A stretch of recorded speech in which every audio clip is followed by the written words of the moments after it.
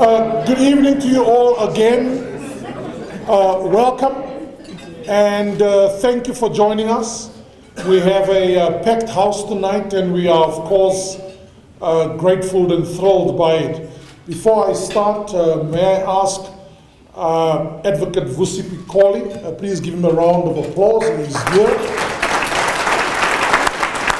Advocate, please join us in front. He drove all the way from Pretoria, and his visa expires at 8 o'clock tonight. So we must just make sure he crosses the Yexke by no later than 8:15.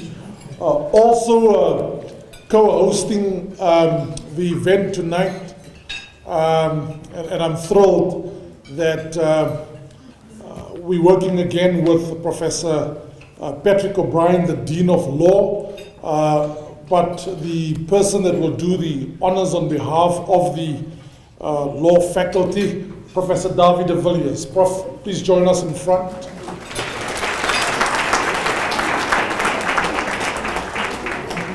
Advocate, may I remind you that, you're no longer sort of in the pre-1994 activist age. You don't have to sit on the far left. It's not compulsory. If you want to take a more center position, you're more than welcome. Okay, so let me, this thing is clearly a bit loud, right? Or I'm loud, sorry.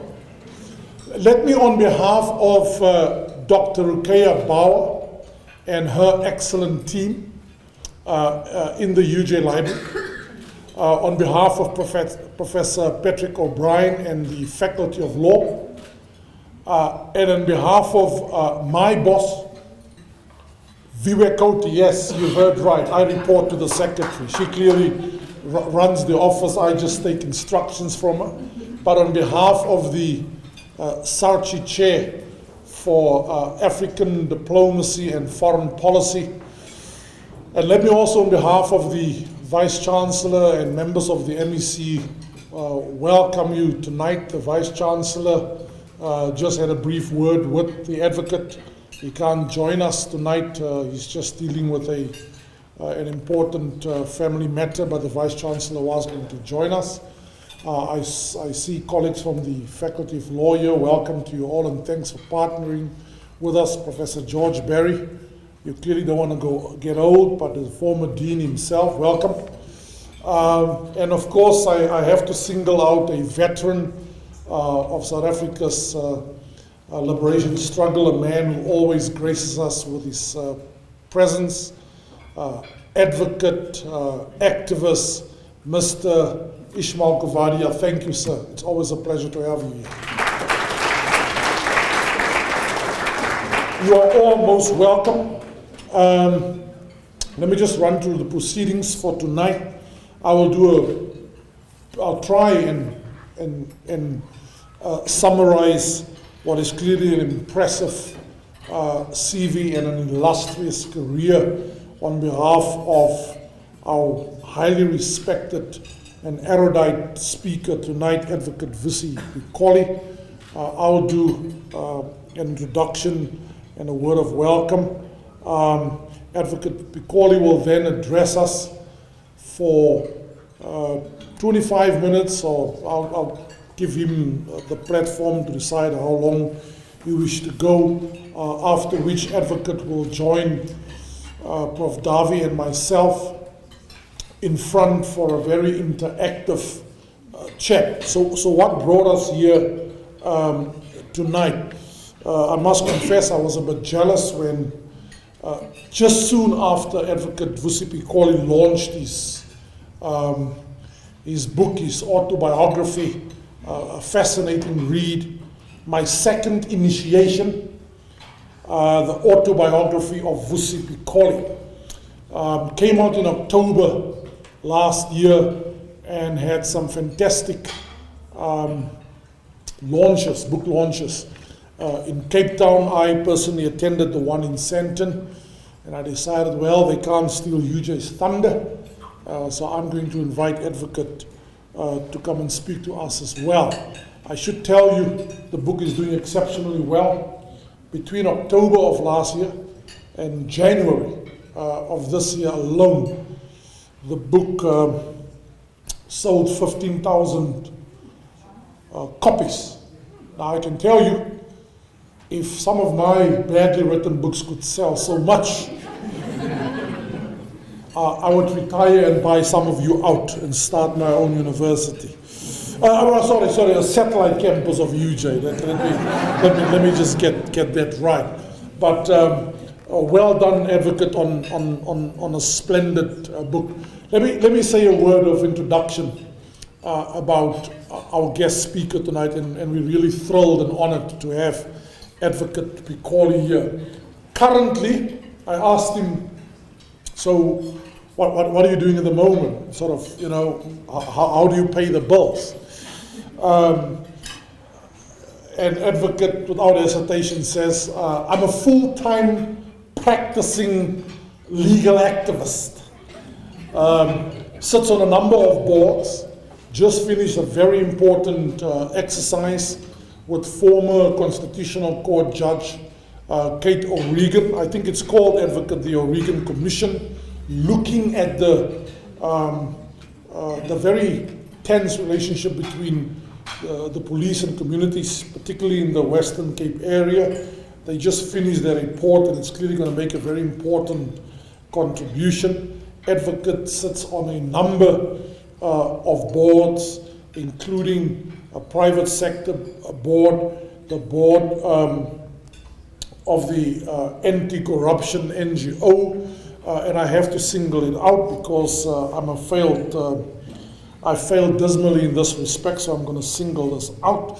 Advocate also serves on the board of Cricket South Africa, so I'm a failed cricketer. You see, if I wasn't here, I would have sort of competed with Dale Steyn, but clearly, you know, there was a time when I was to be built for speed like Dale, but now I'm clearly built for comfort, and my wife's enjoying that.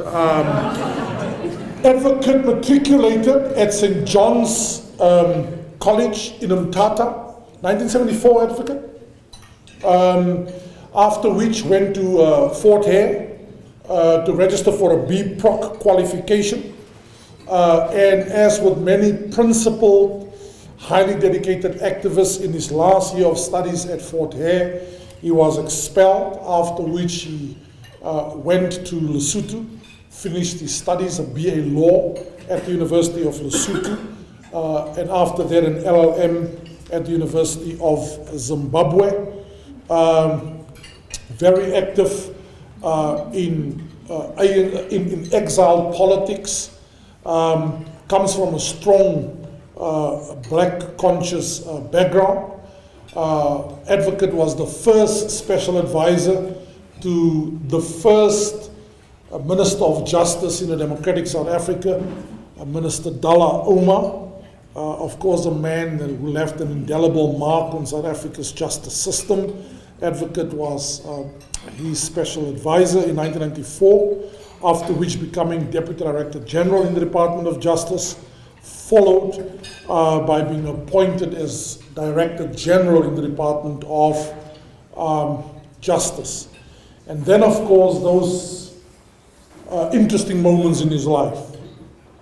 Only a 2.5-year stint or so, but in 2005 was appointed by then President Thabo Mbeki as National Director of Public Prosecutions, just to be suspended in 2007, and I'm sure he's going to tell us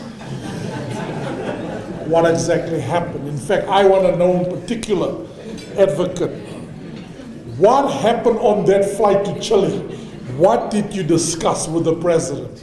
I mean, you couldn't leave the flight, right? You were mid-air, so if you could share that with us. So, ladies and gentlemen, it's my singular honor, my privilege, and let's give him a standing ovation and a round of applause and welcome to UJ, Advocate Vusi Pikoli.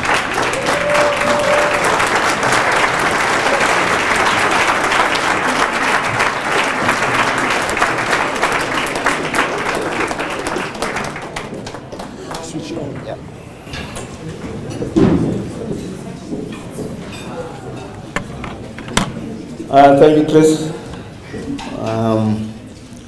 Good evening.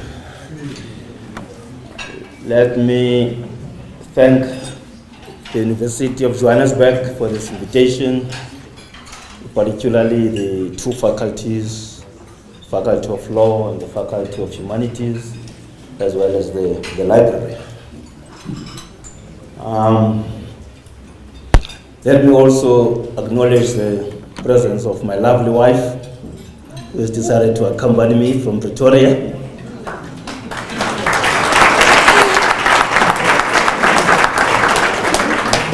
And then, of course, acknowledge the presence of our veteran, Comrade Ismail Kuvadia.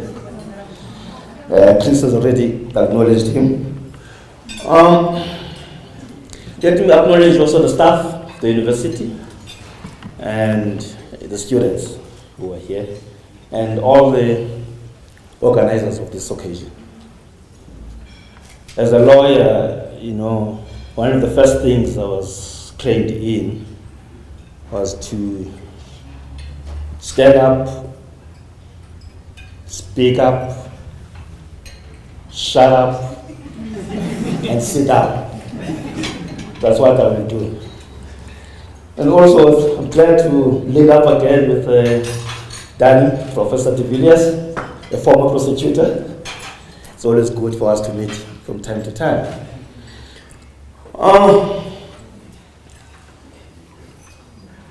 Ethical leadership, responsible leadership. And why do I make the connection between ethical leadership and the strengthening of our democracy? It's all here. I wish all of us could have this little book in our jackets, lumber jackets, and handbags. I know that most of the time we can Google it, but I think every household needs to have this little book, the Constitution. One of the best documents that this country has ever produced, post-1994. It does not mean that it's a perfect document. It does not mean that it's untouchable. It has been amended several times. But if we're to look at the founding provisions of this document, Chapter 1, it lays down who we are as a country, what our aspirations are, how, we value certain principles of accountability, responsiveness, openness, equality, human dignity, regular elections, system of multi-party government, accountability.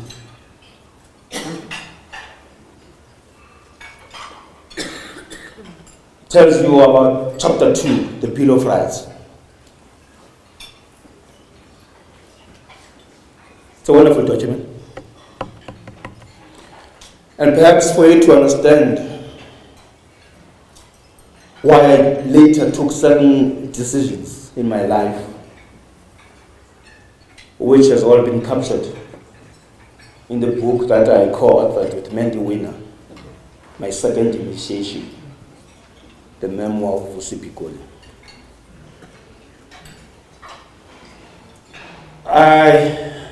Some people tend to think that I was born in 2005 when I was appointed as the national director. And my life ended in 2007 when I was suspended. I just thought that perhaps I needed to share my little story. A story that I hope we'll be able to identify with, so that we can make this a better country. So I'll share with you how I grew up, talk about my parents who influenced me as I was growing up, not in the dusty streets of New Brighton, Port Elizabeth, because our streets were tarred.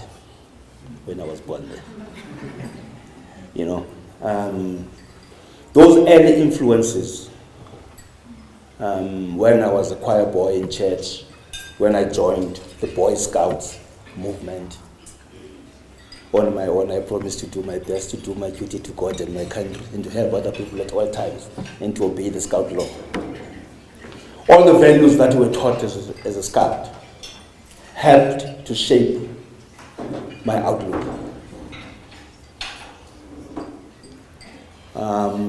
I talk about the early influences at the political level, Black consciousness movement, influenced by the likes of Bani Bijana and Sistines of Bijana in New Brighton. Mapetla Muhapi, Ukuputso Tiro, Tenjiwe Mtinso, Professor Harry Nengwengulu, and a number of people. And also what made me join the struggle for our national liberation. What pushed me in that direction.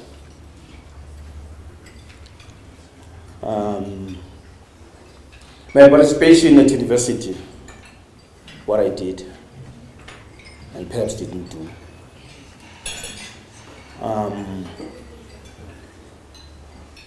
My life in exile, as a young, impressionable cadre of the ANC and Umkhonto weSizwe, undergoing military training, coming back for underground operation in South Africa.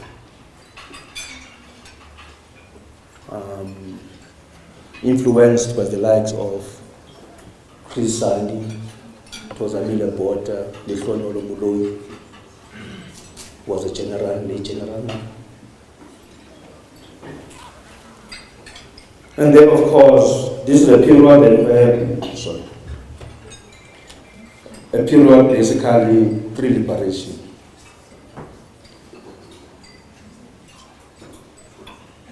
Actual struggle, involvement. I talk about a painful story of Sizwe Gondile, very close friend of mine. We went to the initiation school together. We shared a number of painful moments, emotional moments. How I was abducted. He was abducted by the security police in Lesotho, driven to the Eastern Cape. How he was beaten up, tortured,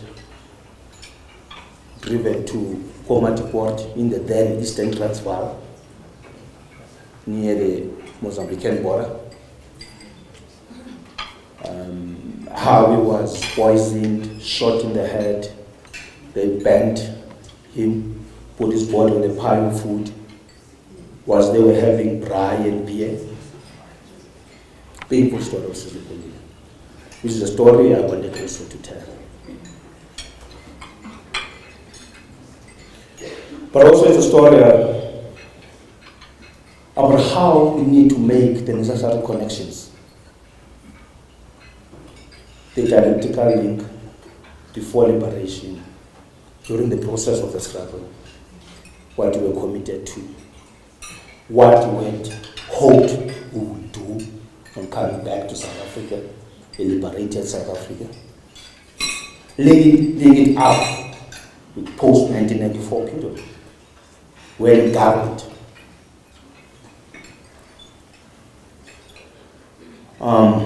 that's why I say the question of ethical leadership, responsible leadership. Actually, ethics is only mentioned once in our constitution. Section 96, when it deals with the question of the executive, the cabinet. But ethics underpin the entire document. And incidentally, the ethics code was signed by our current president.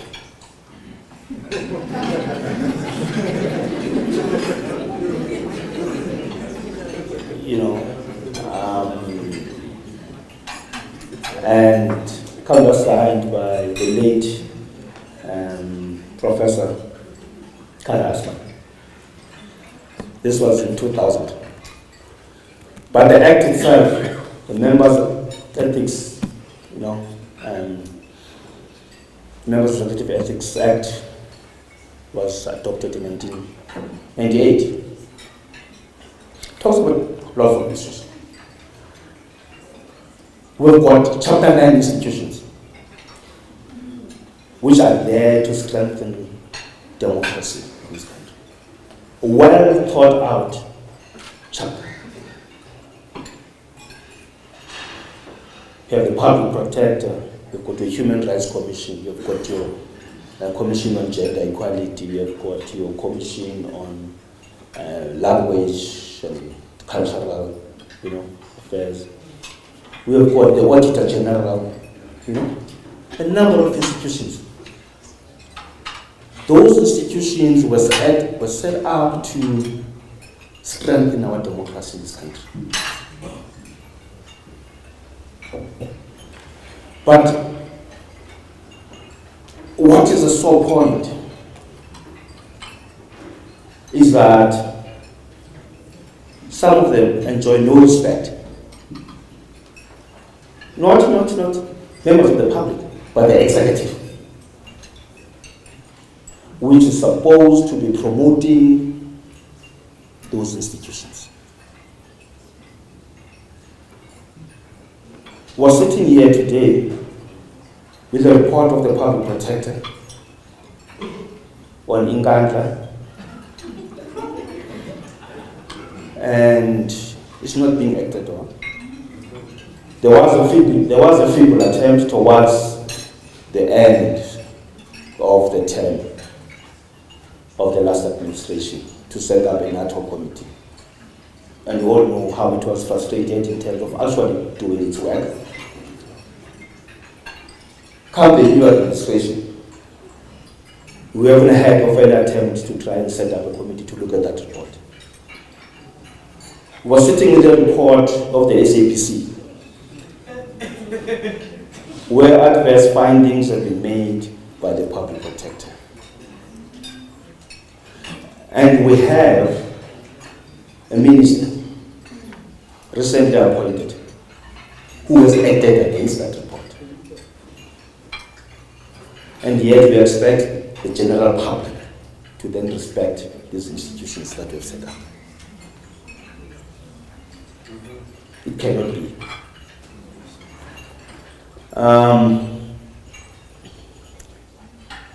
Perhaps to come to the juicy part of how I was suspended.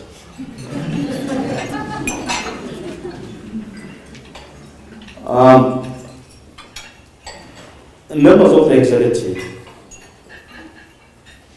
from the president to the ministers, deputy ministers, premiers, MECs, on assumption of duty, they are required to take an oath or an affirmation before the assumption of duty, owing allegiance to the Constitution of the Republic. Also, as the National Director of Public Institutions, I had to take an oath of office about my allegiance to the Constitution and the law of the Republic. So when I got an instruction, which was patently unlawful and unconstitutional, I didn't think twice. I didn't hesitate to disobey it. It was an unlawful instruction because I was being instructed to stop the investigation and intended prosecution of the former National Commissioner of Police, Mr. Chekisile. This was coming from the Minister of Justice. Now, it was a no-brainer for me. The Minister has no such powers. in terms of the Constitution and the law of the Republic. So I simply had to disobey it.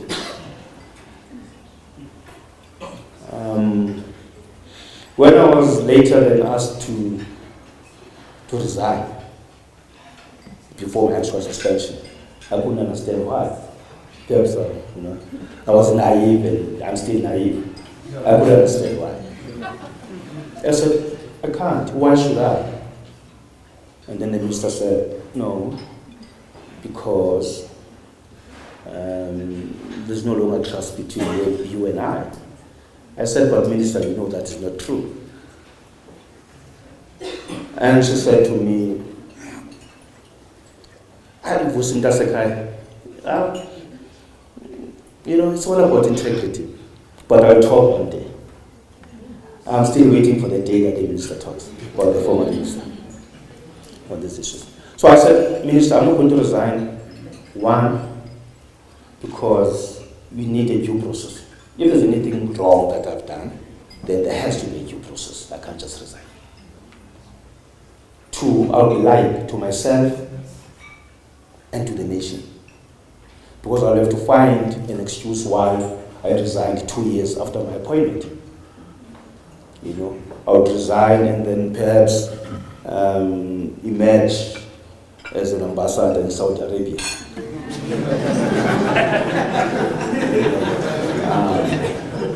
Something that I was not prepared to do. So after that, then I had to have a meeting with the president, who also told me, Vusi, I understand that you refused to resign. I said, that's correct, Mr. President. Said, why? I gave the same reasons I gave the minister. He said, even if I were to suspend you, you still not reconsider your position. I said, no, Mr. President, I won't. And then the instruction went out to prepare the letter of suspension. Now, I don't know what I said. So when it was just the two of us sitting, I said, Mr. President, tell me, why are you suspending me? He said, no, because you see, different interpretations. We want to give people immunity, people whom we think we should prosecute. I said, oh, is that so? You want to enter into plea bargains with people who should not be. I said, but Mr. President, you are now skating on thin ice, because this is my domain. Even if I take the wrong decisions, allow me to be wrong, because the courts are there to prove me wrong. It's not for the head of state to tell a prosecutor whom to prosecute and whom not to prosecute. It's not an executive function. You see, just to move away a little bit from this one, when I assumed office in 2005, there was also a case of members of parliament. Members of parliament who had abused their traveling privileges. And they had to be charged. And unfortunately, it happened when the time I was in office, I had to charge them. And I knew most of them. Some of them were together in exile. But it was a job that had to be done. There was sudden pressure to drop the charges. I said, I can't. Prosecutors are powerful people in our society. And if they are to be influenced by anybody, then we're doing lots of injustice in this country. I should not even be influenced by my wife or by my closest friend. It's not all about politicians. Prosecutors must be insulated from any external influence when they take their decisions. They take their decisions on the basis of the facts, the evidence that's there, and the law that's to be applied. And there's no question of timing to say, no, you can't prosecute now, just wait a minute. We are going to have a conference, we are going to have a congress. Again, perhaps out of naivety. But for me, you can never have the right because there will always be something cropping up. Just do what is right.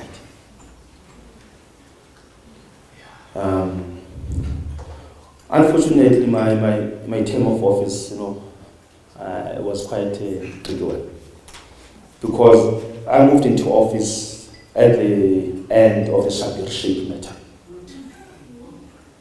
And Shabir Sheikh was found guilty, sentenced to 15 years. And anybody who had read the charge sheet would have said, but I think there's somebody missing here.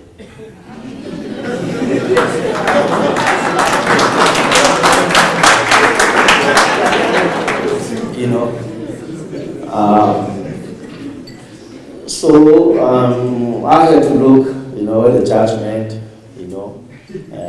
sat down with my team, and it was a no-brainer, that we had to charge. Yes. We had to charge the missing co-accused. And also, it was not a pleasant task because, Mr. Jacob Zuma was my commander in the exile, was my leader. I had to take a decision, not on the basis of past associations, but on the basis of the facts in front of me.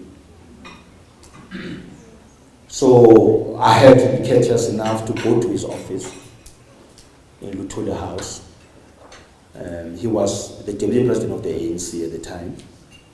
I had to go and inform him of the fact that we were going to charge him. I had to bend the head.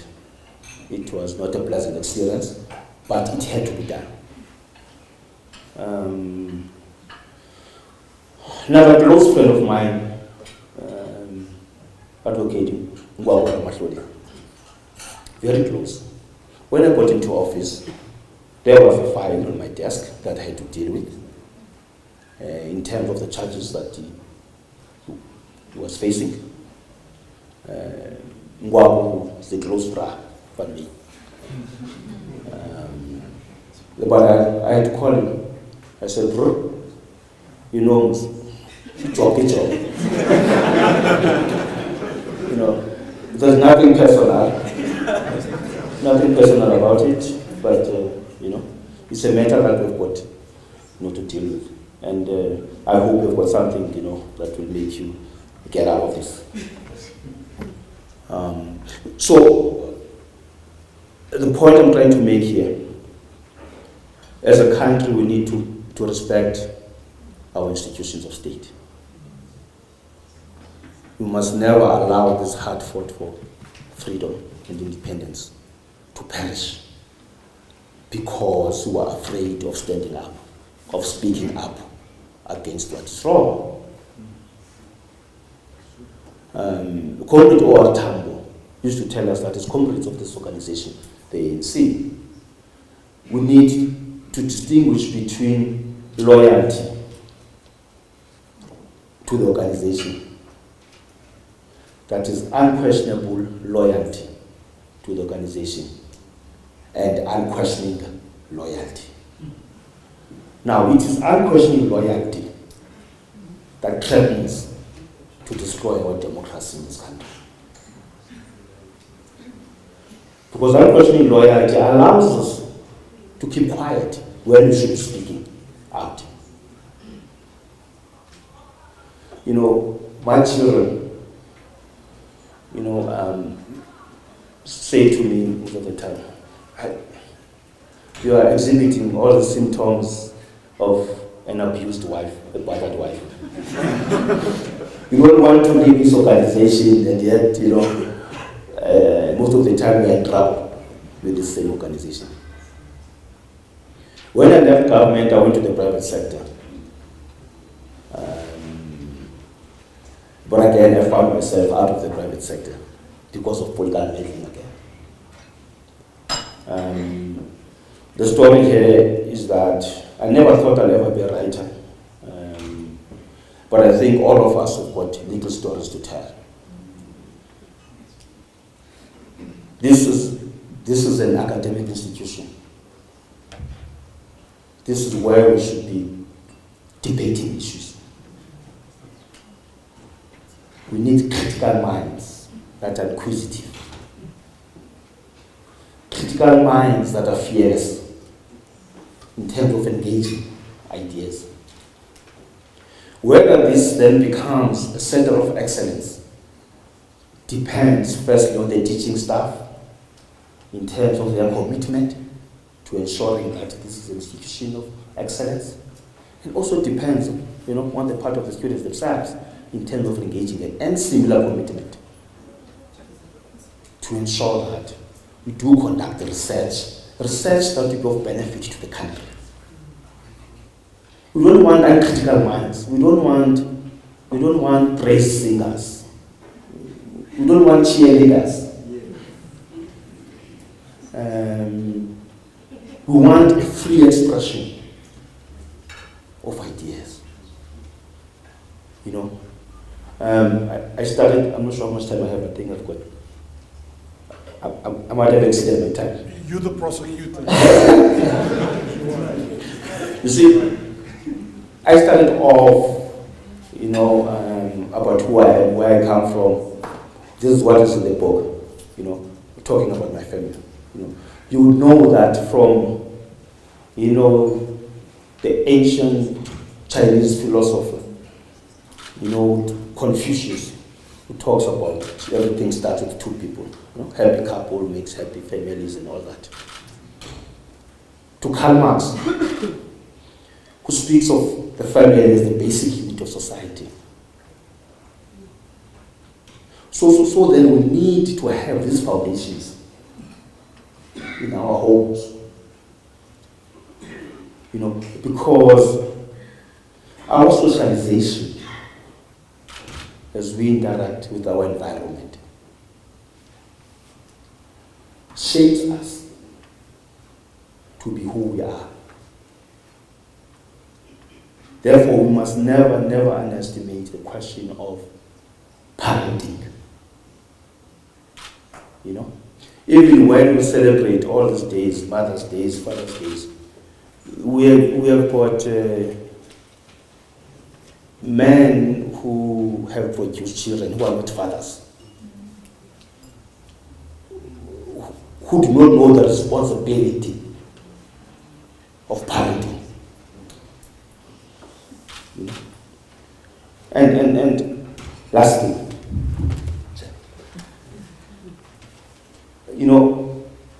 I just want to come to the support that you need to give to the public protector in this country. Because amongst other things that she has got to deal with are issues of the mismanagement and misallocation of our resources in this country. And if we are to live to our promise and be true to our promise, so as not to betray the aspirations of our people, then we must make sure that there's proper utilization of our resources. Because once we begin to have symptoms of kleptocracy, where the state itself is looting the public funds,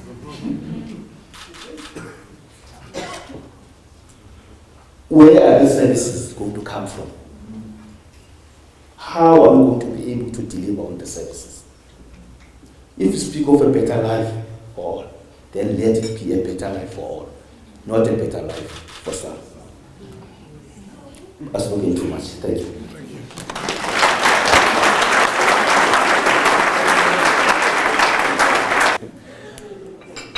Thank you, Chair. Ladies and gentlemen, pardon me if I'm not using a microphone, because then I'm tempted to sing and I will not pass the first round of idols. If you can all hear me at the back, I'm going to be very short. A few things about ethics and a few things about our honoured speaker, Advocate Vusi Pikoli. I believe, ladies and gentlemen, that we do have a couple of things in common.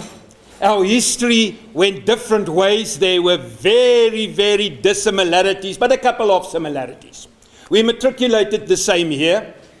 And if you look at both of us, you can immediately see, for our age, we're still extremely good looking.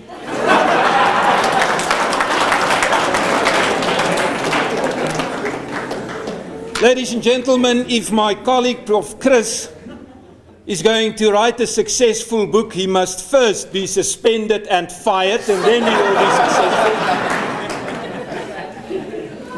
A few things on a more serious note. A very good friend of mine, being a prosecutor for more than 30 years, also launched a book 2 days ago. And the reason why I refer to that, there are 3 things about ethics that I need to mention. And the one thing is that Advocate Jan Henning, who retired a couple of years ago, he's extremely ill at the moment, he launched a book, Stories Behind the Gown, 30 years of being a prosecutor. Brilliant stories. But there are also very good lessons about ethics. Ethics in law. Not only ethics among leaders, but ethics among young people. Ethics in law is about right and wrong. It's about the truth and what is false. It's about the Constitution and the interpretation of the Constitution, and stand your ground if you're right, irrespective of whether it's a minister or a state president. And for that, I would like to applaud Advocate Vusi Pikoli.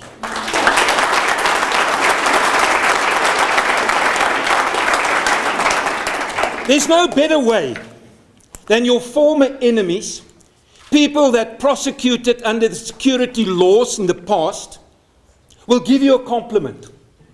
I had the opportunity to spend some time with people and ask them about Vusi Pikoli.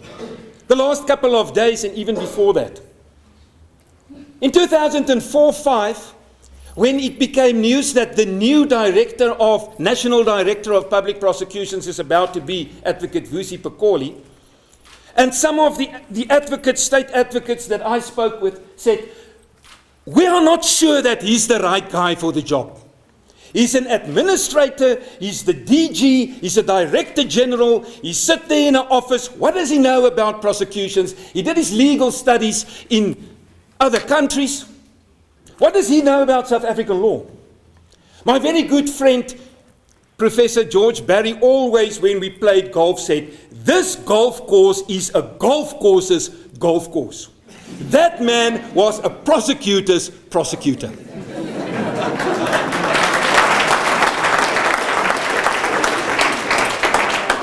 Advocate Jan Henning said the following when they asked him about the crisis in the criminal justice system and the appointment of a number of other national directors of public prosecutions, acting and appointed people. He started by referring to Advocate Vusi Pikoli. He said, the problems in the National Prosecuting Authority started when Advocate Vusi Pikoli was sacked. That's where it started. The dismissal was unfair to him as a person, but, and this is important, but also unfair to the prosecutorial services. Something else that we do have in common, our loyalty towards law enforcement and the prosecutors. Because this is, ladies and gentlemen, the most important thing for the democracy to stand up if your criminal justice system is working. And this is what that man fought for. And he sacrificed his life. There were other people who complimented him. When the then Deputy Director of Public Prosecutions with the name of Advocate Karen de Beer, who I know for many, many years, was asked to testify at that commission, the Gigwala Commission, about the fit and properness of Mr. Vusi Pikoli. And when Advocate Simelane was cross-examined by Advocate Wim Trengrove, Karen de Beer said, it's not about Pikoli or Simelane, it's about right or wrong. It's about the Constitution and the national legislation that must give effect to the Constitution, the National Prosecutors Authority Act. And the sections, and let me just read 2 of the sections because it's about ethics as well. They said in these 2 sections, and I'm referring to section 32(1)(a) of the National Prosecutions Authority Act. It requires members of the NPA to serve impartially and to exercise, carry out, or perform their powers, duties, and functions in good faith and without fear, favor, or prejudice. Those are the words, I quoted them. And then the very important word, and subject only to the Constitution and the law. It's not about politics, it's not about people, it's not about individuals, it's about the rule of law, our Constitution that we're very proud of, and how do you apply it. And then the next one, Section 32(1)(b), it prohibits anyone, including the minister and the president, from improperly interfering with the NPA. And that is why he did what he did. And then, ladies and gentlemen, I need to end. Ethics is also about work ethics. And this is my message towards our young students. And I would like to use one example, and this is why I brought this book. And there's the photostat copy of an application for leave. This person wanted to go on honeymoon. It's important, only 7 days. And he applied for leave. But at that stage, that was Jan Henning. And this is about ethics. Jan Henning said, I was about to get married. I applied for leave, but we were only 2 prosecutors at 2 magistrate districts. They need to close the court if I'm going on leave for 7 days. And he applied, and there you have it. And this specific magistrate said, we can't do without you. 7 days. Why do you want to go on honeymoon for 7 days?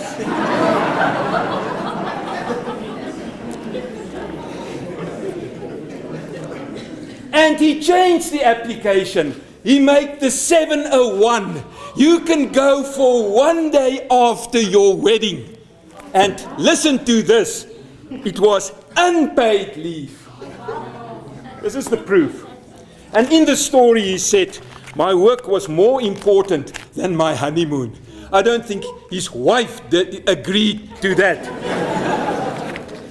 And the last thing, ladies and gentlemen, about the ethics. You need to walk the extra mile. You need to make sure what you do is the right thing to do. Not only because the law said so, but because what's right is right and what's wrong is wrong. Ethics is not only amongst leadership because it starts at a very young age. And then you take it with you until you become a leader. Until you become, and you've been appointed to be the head of a very important and powerful organization, the prosecutors, the Directorate of Public Prosecutions. I'm not going to mention any other names, but ladies and gentlemen, at the moment our criminal justice system is in a crisis. Nobody can deny it. And I feel very sore when I talk about this because they are very close to my heart. But something must be done. I hope we can just get another Vusi Pikoli. Thank you.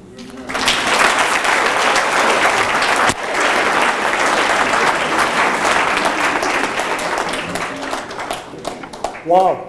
I'm clearly intimidated here by a bunch of prosecutors. So let me show you how much power I have. Like Barry Rue, I put it to the 2 of you to swap chairs, please. He must sit in the middle, and he must sit to the left.